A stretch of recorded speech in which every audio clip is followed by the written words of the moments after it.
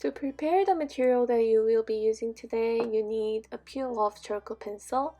Draw the string down, find the perforation along the way, and slowly roll your pencil out. If you lose the perforation, try to find it again.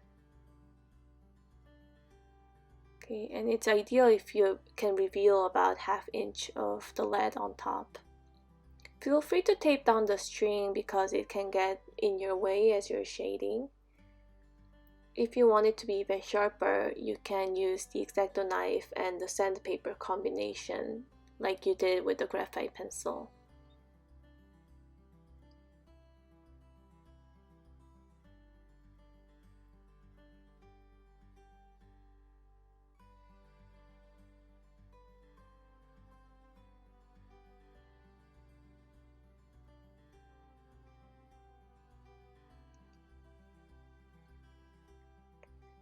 So I want you to be using the previous line contour drawing that you completed. That was the assignment number 1.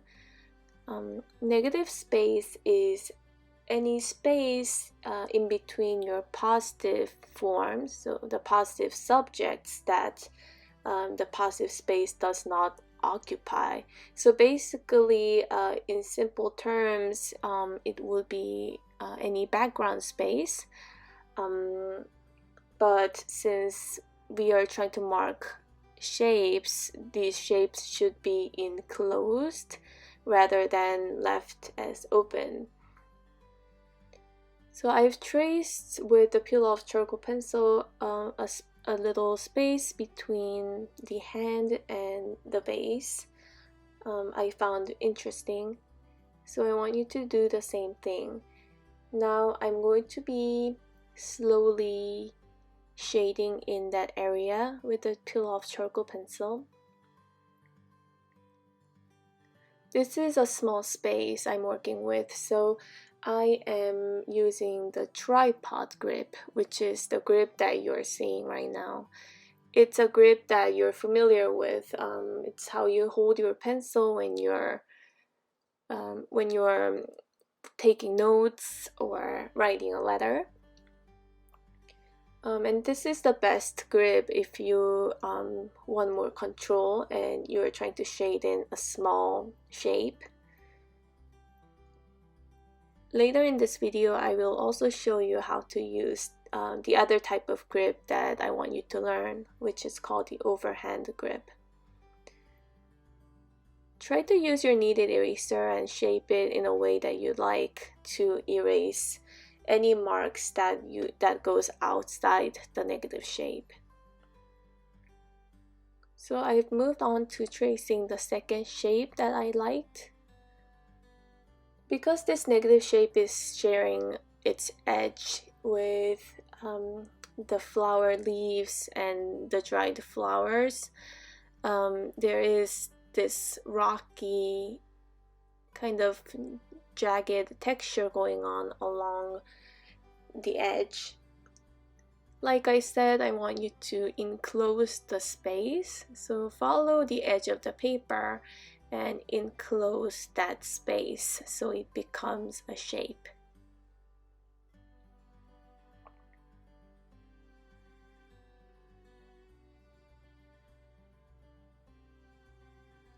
So for this specific shape, I want this to be like a background space. So my intention is to create a very soft, fuzzy type of appearance.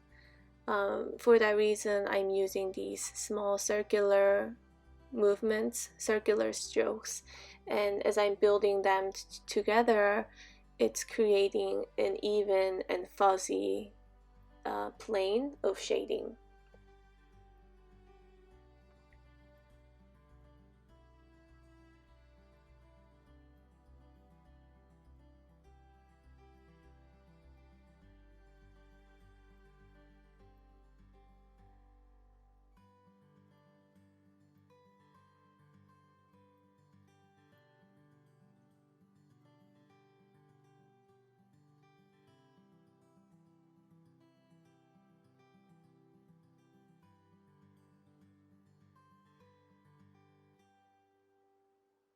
For my third and last negative space, I would like to work on that big negative space on the left.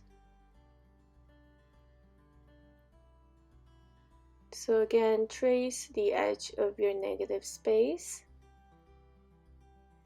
The edge of the negative space always share the edge with a positive form, so the texture and the quality of your positive form will appear in your negative space.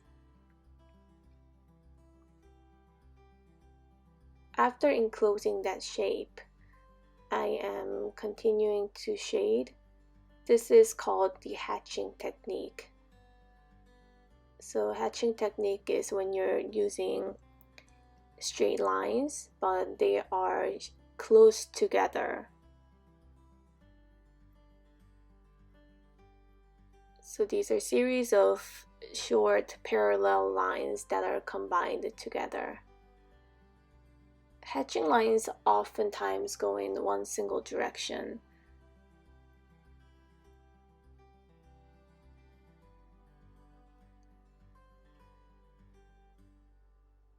So here what you're seeing is rows of short hatching strokes that are layered and stacked on top of each other. And wherever those rows are layered together is where it's marked as darker. Two layers will be darker than one layer. So in between these stacks, you see areas where it's shaded and darker, and that's creating a wave-like appearance, almost like stacks of mountain ranges. And I think that's really interesting, so I want to keep that element in this particular shape.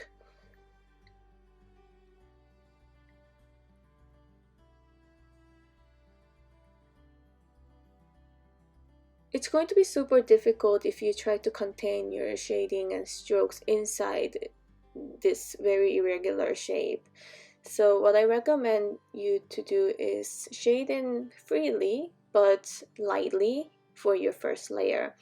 And then if any marks go beyond and it goes outside your shape, you can use your kneaded eraser to erase.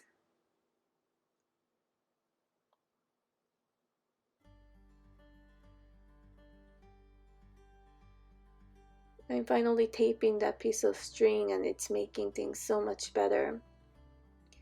So I've given first layers on all three negative spaces, and looking at it from a distance, I decided that I want to make the central shape darker. I want that to be my focal point, also my foreground object.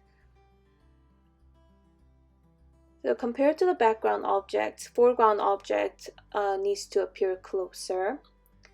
Typically it's a lot darker and has more contrast. So that's how you control the viewer's experience. If you want something in your piece to be the focal point, you want to spend a little bit more time on it, give it more clarity and form. That way the viewer's eyes go immediately to that area when they're seeing the piece. So this is my second layer of hatching, and with the layer you see how it's getting a lot darker. So my third layer, I'm also changing the direction of my strokes and continuing with my hatching. This method is called cross hatching. So hatching and cross hatching is very similar, except cross hatching you consistently change the direction of your strokes. The hatching technique creates a more dynamic movement because the singular direction is more emphasized, versus the cross hatching, it kind of gets rid of the directional component, so it's ideal if you want to make an area darker yet more even. So here I'm using the overhand grip method. The overhand grip method is when you have your forefinger lightly on top and supported by the thumb on the bottom. It's kind of like how a conductor holds holds his wand. So I want you to practice that method too, because it's very effective when you're covering a bigger area. And this case is because with overhand grip, you're able to have a bigger movement because you're mainly relying on the muscles of your upper arm rather than your wrists. When you're holding the pencil tripod grip, you're mainly using the wrists. So it's less range of motion, but more control on your end.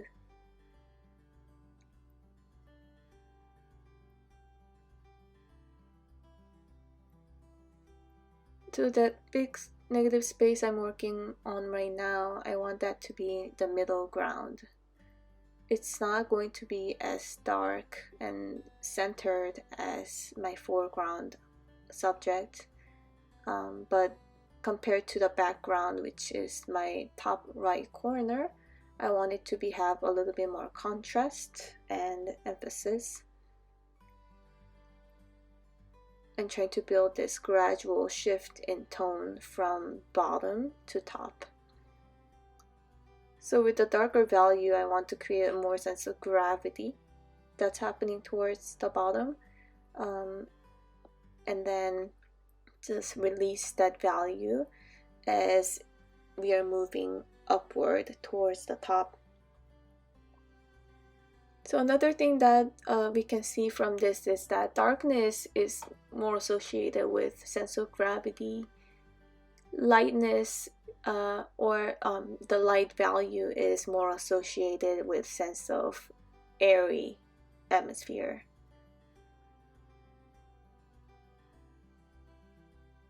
And I want the value shift to be gradual, so I'm just continuing with my layers, so that it's not a stark and quick transition from dark to light. Instead, I want it to be a gradual transition from the dark to light.